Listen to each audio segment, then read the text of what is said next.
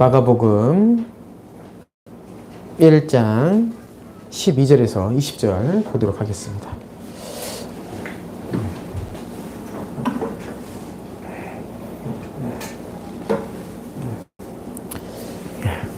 저 한 절, 여러분들 한 절 교독하도록 하겠습니다. 성령이 곧 예수를 광야로 몰아내신지라 광야에서 40일을 계시면서 사탄에게 시험을 받으시며 들짐승과 함께 계시니 천사들이 수종 들더라. 요한이 잡힌 후 예수께서 갈릴리에 오셔서 하나님의 복음을 전파하여 이르시되 때가 찼고 하나님의 나라가 가까이 왔으니 회개하고 복음을 믿으라 하시더라. 갈릴리 해변으로 지나가시다가 시몬과 그 형제 안드레가 바다에 금을 던지는 것을 보시니 그들은 어부라. 예수께서 이르시되 나를 따라오라. 내가 너희로 사람을 낚는 어부가 되리라 하시니 곧 그물을 버려두고 따르니라. 조금 더 가시다가 세베대의 아들 야고보와 그 형제 요한을 보시니 그들도 배에 있어 그물을 깁는데, 같이 읽겠습니다. 곧 부르시니 그 아버지 세베대를 품꾼들과 함께 배에 버려두고 예수를 따라가니라. 아멘. 예. 오늘은 마가복음 두 번째 시간입니다.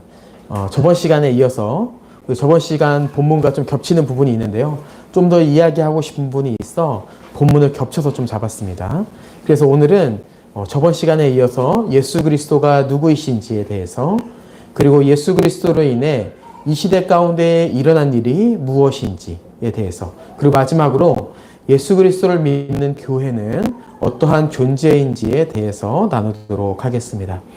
오늘 본문의 구조를 좀 살펴보면요, 세 부분으로 좀 나눌 수 있는데요.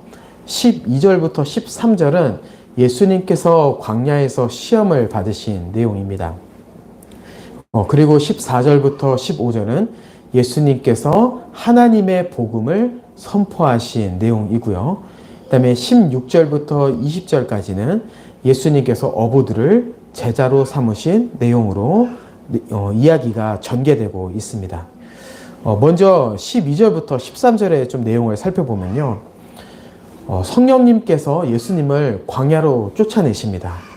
이유가 있겠죠. 그리고 예수님은 광야로 쫓겨나셔서 40일을 금식하시며 사단에게 시험을 받으시는 내용이 12절, 13절에 있어요. 우리는 이 본문을 봤을 때 이 설교를 들어보신 분들은 많이 익숙할 겁니다. 예수님께서 광야에서 시험을 받으셨다. 근데 이 부분에 있어서 우리가 조금만 낯설게 읽으면은 좀 어색한 부분이 있습니다. 바로 뭐냐면은 예수님께서 왜 사탄에게 시험을 받으셔야 되지? 예수님인데, 이러한 부분이 우리 가운데 이제 생길 수 있어요. 이 부분에 대해서 먼저 여러분들에게 이 질문에 대한 답변을 드리면요. 예수님이 하나님의 나라를 세우기 위해서는 반드시 사탄의 시험을 통과하셔야만 됩니다. 이 부분에 대해서 이제 본문을 근거로 해가지고 좀 설명을 해보도록 할게요. 자, 이제 우리가 13절을 봤는데요. 잠시만요.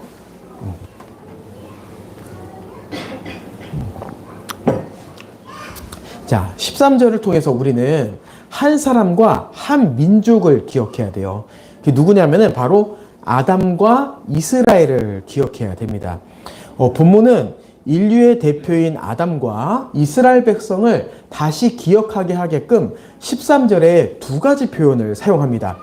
첫 번째 표현에 보면요. 13절에 보면 이러한 표현이 있죠. 광야에서 40일을 지내면서, 이런 표현이 있어요. 자, 우리가 광야라는 표현을 쓰면은 딱 떠오르는 민족이 있습니다. 누구입니까? 바로 이스라엘이죠. 그리고 특별히 이스라엘을 더 기억하게 하게끔 숫자 40이라는 표현을 똑같이 사용했어요. 이러한 표현을 통하여서 하나님은 이 본문을 통하여서 불순종함으로 인하여서 광야에서 40년 동안 나그네로 살았던 이스라엘을 다시 기억하게 하시는 거죠. 그리고 두 번째 표현은 뭐냐면은 사탄에게 시험을 받으시며 들짐승과 함께 계시니 라는 표현을 또 주목해야 돼요. 자, 우리 성경의 역사를 보면요. 들짐승과 함께 있었던 두 인물이 있습니다. 누구일까요? 바로 아담과 노아입니다. 예, 노아가 방주에서 들짐승과 같이 있었죠. 아담과 노아인데요. 특별히 사단에게 시험을 받은 인물은 누구였죠? 바로 아담이었어요. 그러니까 이러한 표현들을요, 다시 들짐승과 함께 살면서 하나님 나라 복을 누렸지만 불순종함으로 인하여서 에덴 동산에 쫓겨난 아담을 기억하게끔 하는 거예요. 이 두 대상의 공통점이 뭐예요? 바로 불순종한 하나님 나라의 백성. 이게 바로 두 대상의 공통점입니다. 그러면서 본문은요, 이제 그들과는 결이 다른 한 사람을 소개하는 거예요. 그게 누구세요? 바로 광야에 들어가셔서 사탄에게 시험을 받으신 예수 그리스도, 그분께 집중하도록 지금 본문은 유도하고 있습니다. 이 광야 시험을 보면요, 마가복음은요 딱 두 절로만 설명이 되어 있어요. 12절, 13절 이렇게 설명이 되어 있는데요. 광야 시험을 다루고 있는 다른 복음서가 있습니다.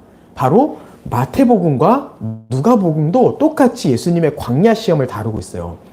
근데 거기는요 한 10절 정도의 분량으로 설명되어져 있는데 마가복음은 단 두 절로 되어 있어요. 우리는 이것을 통해서요, 하나님께서 이 마가를 통해서 전하고자 하는 의도가 무엇인지를 분명히 전달하시는 거예요. 바로 무엇이냐? 예수님은요, 그러니까 하나님께서는 마가를 통해서 이 시험이 어떠한 과정을 거쳤어, 이것을 이야기하고 싶은 게 아니라 어떻게 시험이 되었든 그 시험의 결과는 바로 승리야 라는 것을 마가복음을 통해서 전하고 싶으셨어요. 이것을 알려주는 표현이 바로 13절 마지막 부분입니다. 천사들이 수종 들더라. 이 표현이 바로 예수님께서 사단의 시험에 승리하셔서 천사들이 수종 들고 있다라는 것을 보여주고 있는 거죠. 깔끔하지 않아요? 이런 마가복음은요 굉장히 깔끔해요. 다른 복음서에 비해 분량도 적고요, 의도가 분명히 나타납니다. 그리고 예수님께서 사탄의 시험에서 승리하셨다는 것은 이 하나님의 구원 역사에 있어서 엄청난 사건이에요. 왜냐하면은 인류의 대표인 아담도 하나님의 약속을 받은 이스라엘도 이루지 못한 이 시험에서 승리를 이루셨기 때문이에요. 하나님은요, 하나님 나라를 세우기 위해서 자기 백성들에게 순종을 요구하셨습니다. 아담에게 무엇을 요구하셨죠? 바로 선악과를 먹지 마라 요구하셨어요. 여러분, 이스라엘 백성들에게 무엇을 요구하셨습니까? 하나님의 말씀에 순종하여 거룩한 백성이 되어라 말씀하셨어요. 하지만 예수 그리스도께서 오시기 전에 이 구원 역사는 어떻게 돼 있어요? 항상 실패의 역사였어요. 근데 그 실패의 역사 가운데 지금 예수 그리스도가 등장함으로 이제 나타난 겁니다.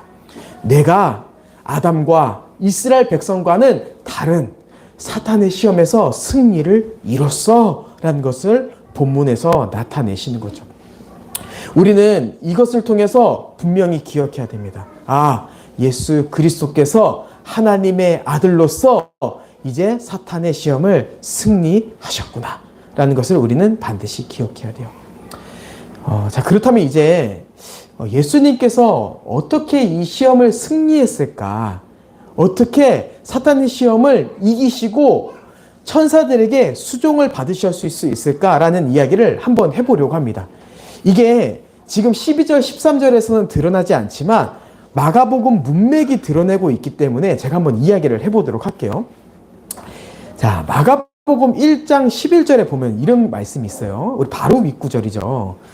또 하늘로부터 소리가 나기를 너는 내 사랑하는 아들이라 내가 너를 기뻐하노라 하시니라 이렇게 되어 있습니다. 이 11절의 본문을 보면요, 구약의 두 본문을 인용해요. 특별히 우리가 주목해야 될 본문은 뒤에 나오는 내가 너를 기뻐하노라 라고 하는 본문입니다. 이 내가 너를 기뻐하노라 라고 하는 본문은요, 이사야 42장 1절의 본문을 인용한 거예요. 자, 이사야 42장 1절에 보면은 어떻게 되어 있냐면은 쉬운 성경으로 제가 주보에 넣어드렸는데요. 제가 봉독해 드리도록 할게요. 보라, 내 종을 보낸다. 내가 그를 사랑하는 자로 택하고 그에게 내 영을 부어주겠다. 그는 모든 민족에게 정의를 베풀 것이다. 이렇게 설명하고 있어요. 자, 무슨 표현이 같아요? 내가 그를 사랑하는 자로 택하고 라고 하는 부분을 마가가 인용한 거예요. 그러면서 무엇을 얘기하고자 하는 거예요? 하나님께서 보내실 메시아가 내 종으로 올 거야. 이렇게 말씀하시는 거죠. 그리고 나서 이 42장에 등장하는 이 하나님이 사랑하는 종을 이사야 53장이 이제 기록하고 있습니다. 이사야 53장 5절 6절에 보면 우리가 너무나도 잘 아는 본문인데요. 제가 봉독해 드리도록 할게요. 그가 찔림은 우리의 허물 때문이요 그가 상함은 우리의 죄악 때문이라. 그가 징계를 받음으로 우리가 평화를 누리고 그가 채찍에 맞음으로 우리가 나음을 받았도다. 우리는 다 양 같아서 그릇 행하여 각기 제 길로 갔거늘 여호와께서는 우리 모두의 죄악을 그에게 담당시키셨도다. 하나님은요, 인류를 구원하시기 위해 징계를 받을 종을 보내주신다고 약속하신 거예요. 네. 그렇다면 이제 하나님의 뜻을 성취하기 위해서는 누가 오셔야 되는 거예요? 바로 하나님의 뜻에 순종하여 고난받을 종이 와야 되는 겁니다. 자, 그래서 마태복음에 보면요, 사탄은 예수님을 이렇게 시험하는 거예요. 제가 마가복음에 기록되어 있지 않지만 제가 한번 설명해 보도록 하겠습니다. 마태복음에 사단은 예수님께 어떻게 대화를 하냐면은, 야, 너는 예수로서 하나님의 아들인데 너 정말 고난 받을 거야? 이게 사단의 시험의 핵심 내용이에요. 그러면서 어떻게 얘기해요? 야, 그냥 돌로 떡을 만들어. 너 돌로 떡 만들 수 있잖아. 고난 받지 마. 너 고난 받지 말고 이 성전 꼭대기에서 뛰어내려. 하나님이 보내주시는 천사들의 보호를 받으며 살아.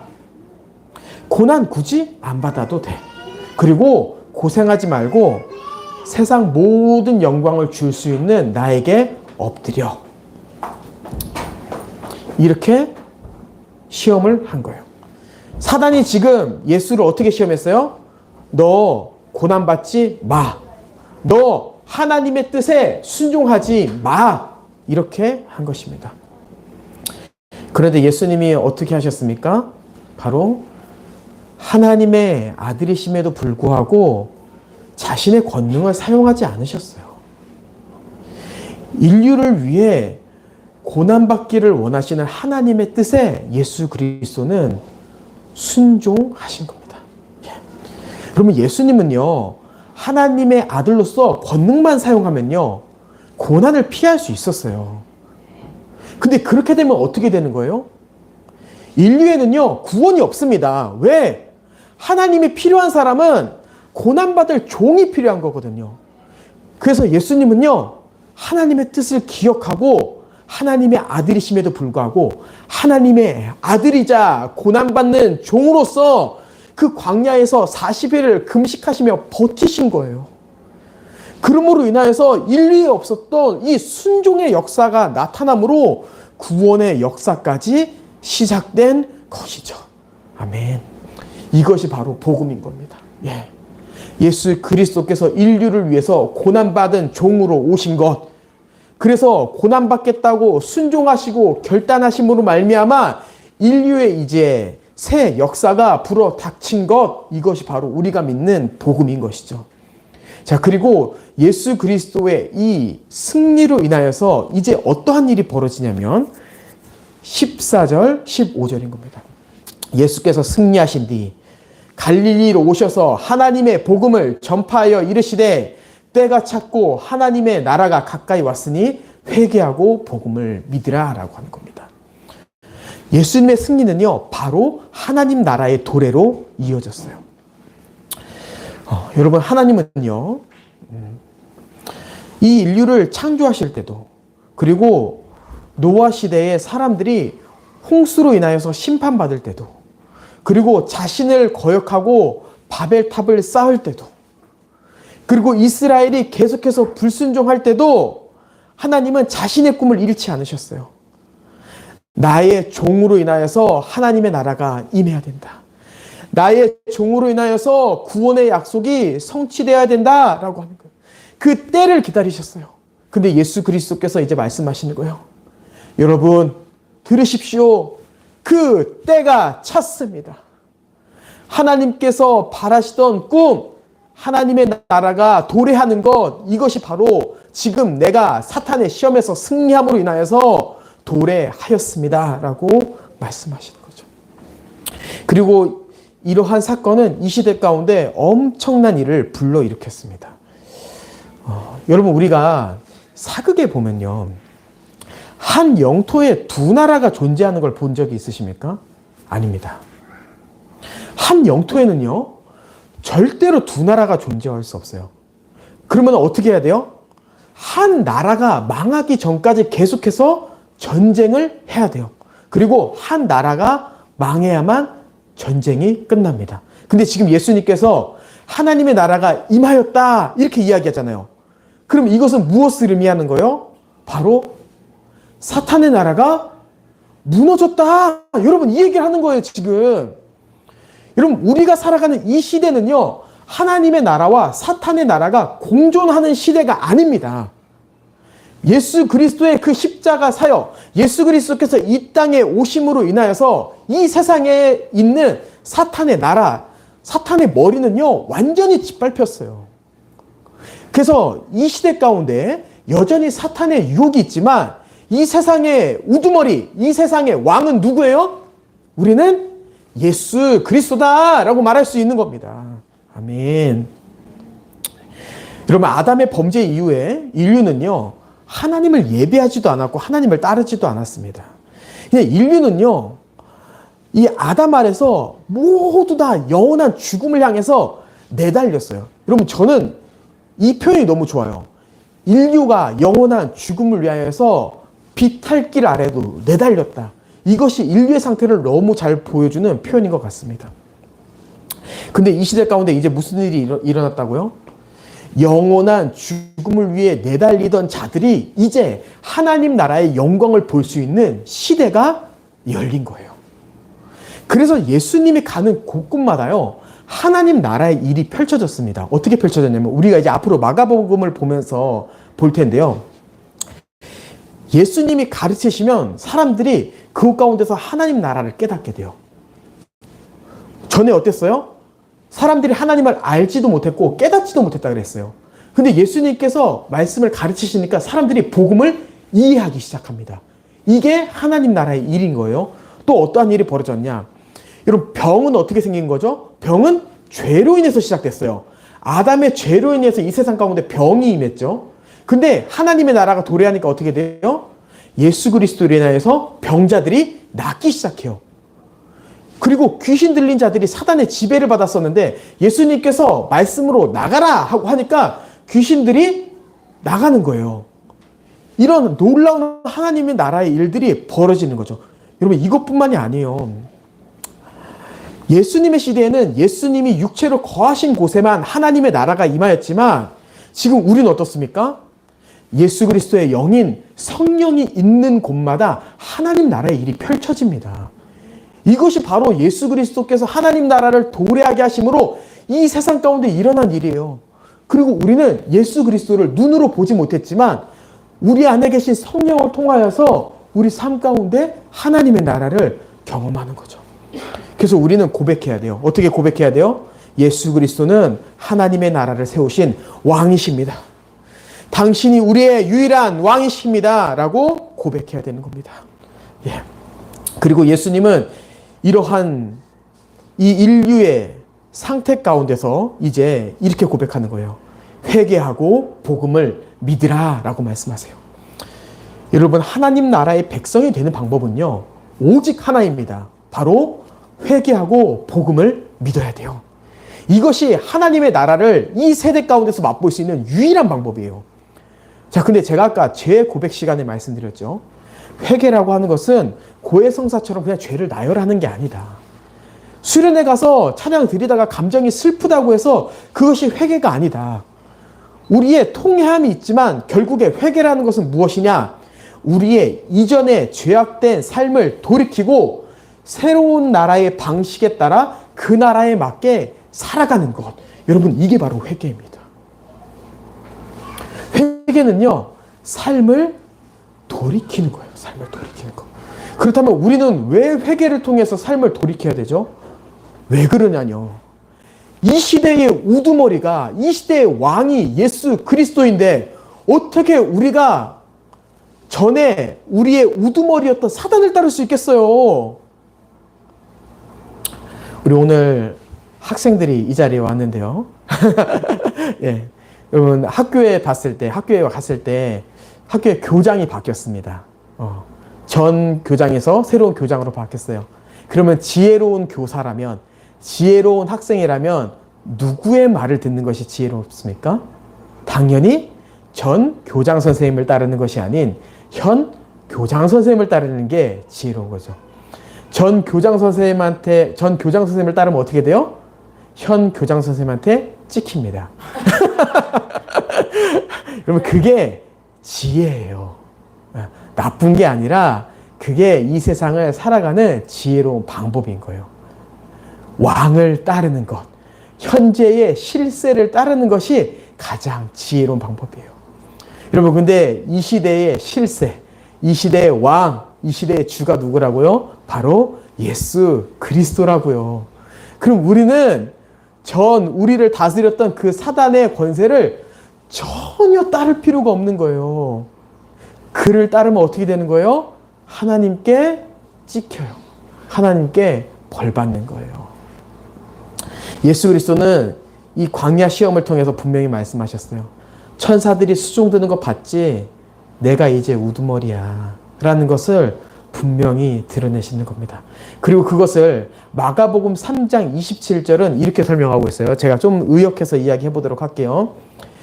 강한 사람이 그 집에 들어가서 물건을 빼앗으려면 그 집에 있는 자를 먼저 결박해야 돼. 결박해야지 그 집에 있는 물건을 빼앗을 수 있어 라고 하죠. 여러분, 이 시대에 하나님의 나라가 임하였다는 것은요, 이미 예수님께서 사단을 결박하였다는 것을 의미하는 거예요. 사단을 결박하지 않았으면요, 하나님의 나라가 임할 수 없습니다. 예수 그리스도께서 때가 차게 하심으로 적장의 목을 베어버렸어요. 그리고 하나님의 나라가 임한 거죠. 우리는 그렇게 이 복음을 믿음으로 나아가야 되는 거예요. 네. 복음이 우리를 새로운 나라에 들어가게 하며 새로운 왕을 모시게 하기 때문에. 그리고 이 복음은 우리에게 분명히 이야기합니다. 예수 그리스도께서 고난받는 종으로 이 땅에 오셨다. 그리고 그 고난받는 종으로 인하여서 사단의 나라가 무너졌어. 그리고 사단의 권세가 무너짐으로 하나님의 나라가 임하였지라고 하는 거예요. 예. 네.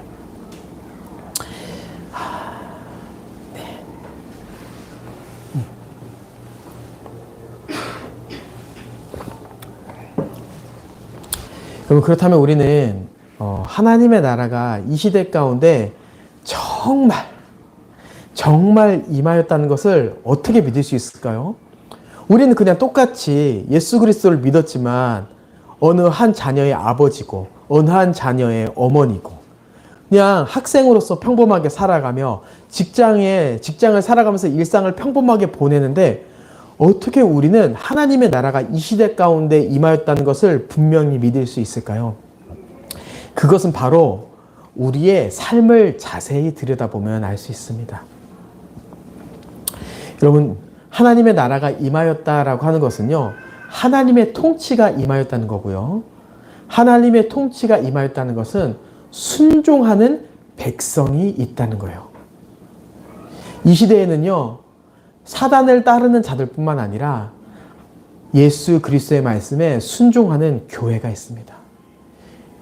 하나님의 나라가 임하였다는 것을 어떻게 믿을 수 있어요? 바로 순종하는 교회를 통해서 우리는 믿을 수 있어요. 여러분, 어떻게 우리가 교회에 올 수 있었습니까? 바로 우리의 삶 가운데 하나님의 통치가 임하였기 때문에 우리는 이 자리에 있는 겁니다. 우리가 어떻게 하나님의 통치 가운데 예배를 드리고 있습니까? 바로 하나님의 통치가 지금 이곳 가운데 임했기 때문에 우리는 예배할 수 있습니다. 우리의 순종, 우리의 예배는요, 하나님의 나라가 임하지 않았다면요, 절대로 있을 수 없는 일이에요. 근데 이 절대로 있을 수 없는 일이 지금 우리 삶 가운데, 지금 이 시간 가운데 펼쳐지고 있다는 것은 무엇을 의미해요? 지금 주님께서 우리 각 사람을 여러분 다스리고 계신 거예요. 놀라운 은혜, 놀라운 사랑입니다. 예. 우리는 이 예수님의 은혜, 예수님의 사랑으로 인하여서 이제 이전과 비교할 수 없는 삶을 살아갑니다. 16절 내용부터 한번 좀 보도록 할게요. 예수님은 갈릴리 해변으로 지나가시다가 이제 시몬과 그 형제 안드레를 만나게 됩니다. 그들의 직업은 고기를 잡는 어부였습니다. 예수님은 그들에게 말씀하세요. 나를 따라오라.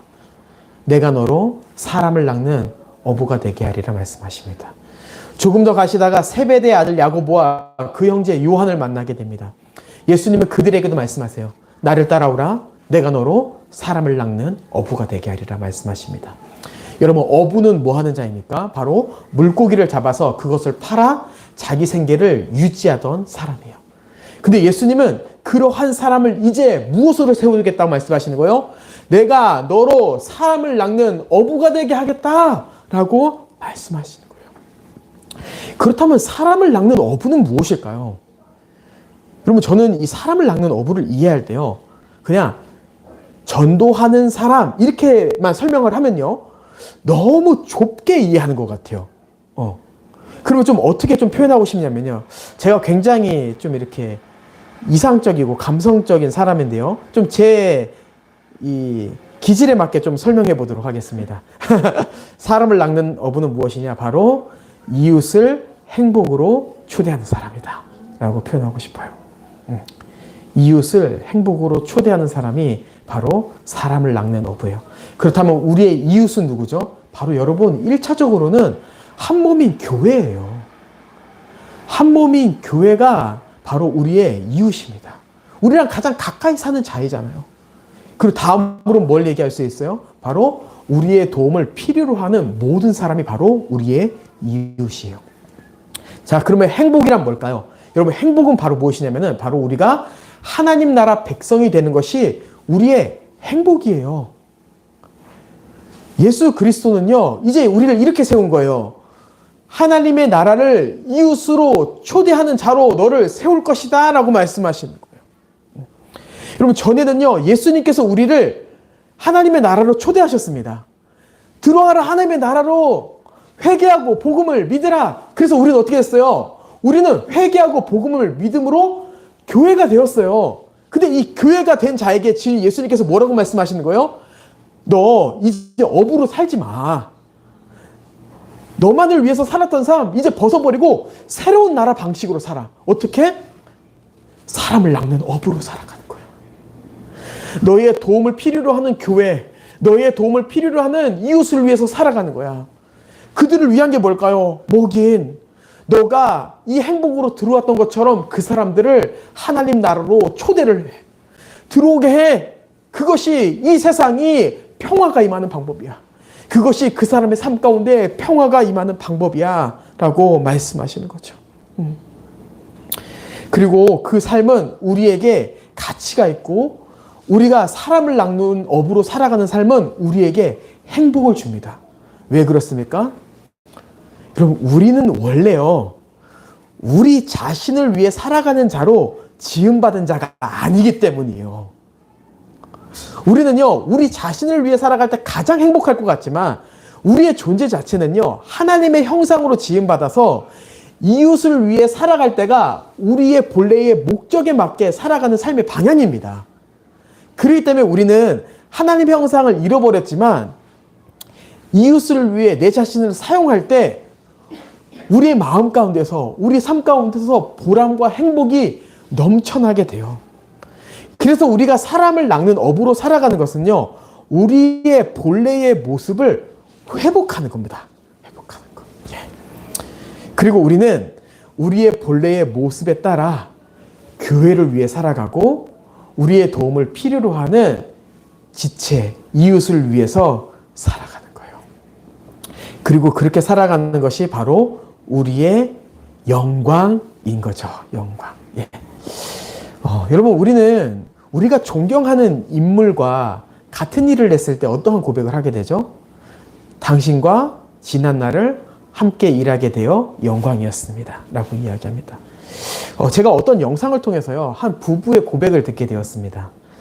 그 노부부, 그 남편과 아내가 서로를 향해서 이렇게 고백했어요. 나는 당신을 만나 지금까지 참 행복했습니다. 고마워요. 이렇게 얘기하는 거예요.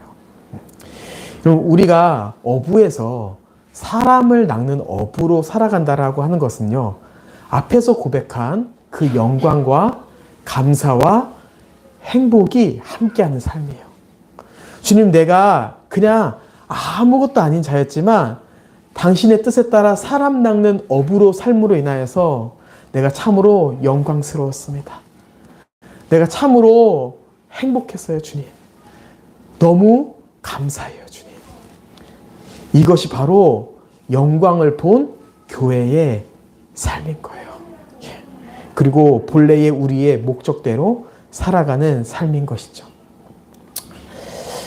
여러분, 결론을 맺도록 하겠습니다.